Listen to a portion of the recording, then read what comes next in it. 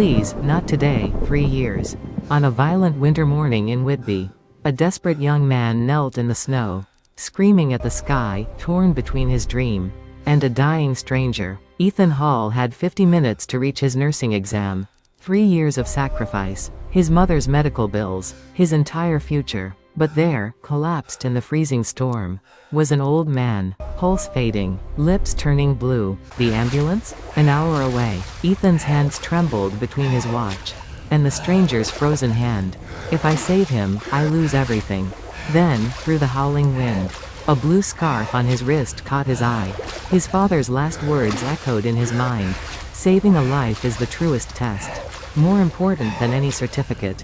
His father never came home from war, but his lesson lived on. Ethan made his choice. He lifted the dying man onto his back and ran through the blizzard, slipping, falling, his knees bleeding on sharp stones. Stay with me, sir. Please. 2 kilometers. Through hell.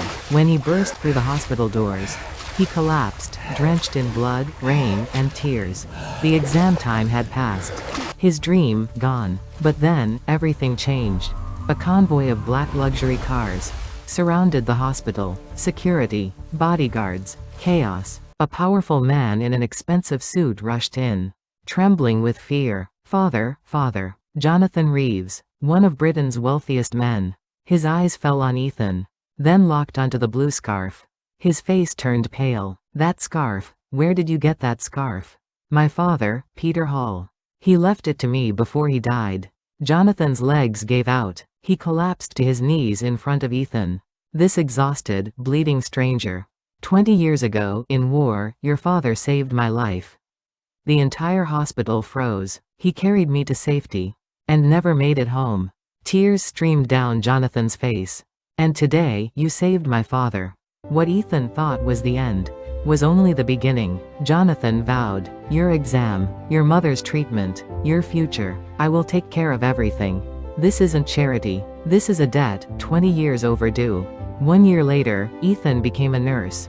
Not because of a test, but because he already was one. The blue scarf? It became a symbol, a reminder that kindness never dies. It circles back, across generations, across time. But here's the question you need to answer. If you, Ethan, 50 minutes until your dream, a stranger dying in the snow, would you stop? Or would you keep walking? Because one day, you might have to choose. Want to hear the full story? Click the link below.